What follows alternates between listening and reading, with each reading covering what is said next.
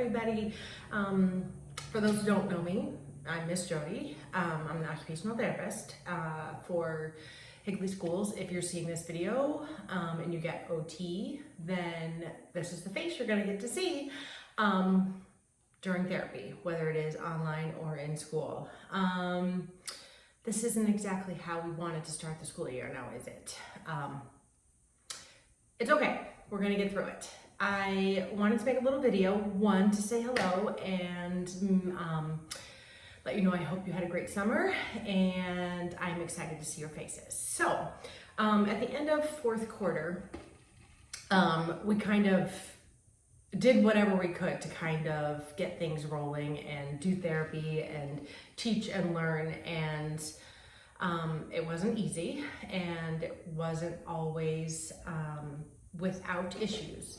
But I thought it might be helpful to share some ways we can make therapy a little bit more successful, at least from a home environment setup, to be prepared for optimum learning and success. So, as an OT, one of the very first things that I look at when I go into a classroom is the size of the table and the chair, because if a child is not positioned correctly, then writing and drawing and paying attention and engaging is going to be far more difficult.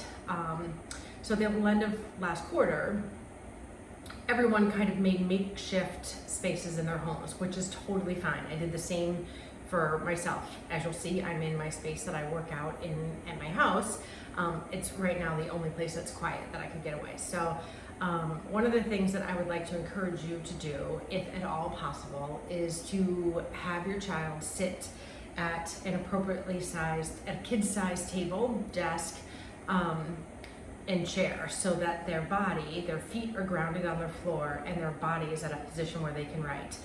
When they are sitting in a regular kitchen table or even a high top countertop, the surface is usually too high, and so when they're trying to write, they're at a disadvantage, and so then they'll try to move their body into a position that they can see over it, which could look like them kneeling or just trying to get their body into a position they could see.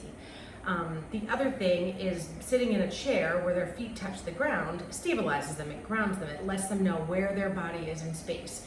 When they're sitting on a kitchen bar stool that's kind of twisting, it's harder to pay attention. When they're sitting at a grown-up office chair that swivels because that's where the computer is, it's harder to attend. So if at all possible, if there is a way to create a space that is child-sized for them to do their schoolwork, that would be ideal. If that's not an option, a couple of other things that I would suggest would be to even have them sit on the floor with their body up against a wall, and so that and maybe have a clipboard in front of them, or one of those kids' desks that go over their laps, so that they can be sort of grounded in space and at a better position for them to do their tasks. The other thing is thinking about where you set up that space at home. I know, again, at the end of last year, we all did it wherever we could make sense. If you have some time to kind of really think about how can I create a space that is in the least distracting environment, that's not near the Xbox or the TV or the kitchen where the snacks and everything are, where can I position my kiddo so we could sort of reenact a school kind of setup for them. Obviously minimizing distractions, minimizing visual engagement with preferred toys, games, people even, so that when they enter that space, they are entering school or entering a place where they know that they're going to learn. Another thing that we have done even in schools is we'll use like painter's tape or colored duct tape, probably not ideal at home, but painter's tape will peel up. Even if you box out on the floor an area where like when they enter into that space, we're going into school. It gives them a visual reminder of, this is where my body is, this is where I'm going into to learn. Their desk, their chair, even if they're leaning up against the wall using a clipboard, that's their space. It's kind of a boundary for them. You could even have them sitting on a couch cushion at a coffee table. That's a good height for a kiddo to work at. Just thinking about initially what the sitting space looks like for them so that they can engage more fully with their teacher or therapist. That would be great. The other thing is making sure you have some general school supplies readily available for all sessions.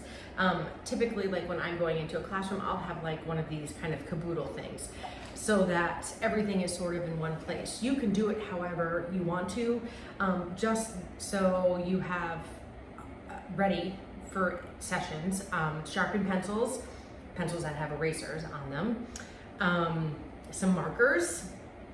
My preference, although it's not mandatory, Pipsqueak markers are my favorite. They're shorter Crayola markers to the regular ones. They're just a better size for small hands to get on. It encourages a better grip.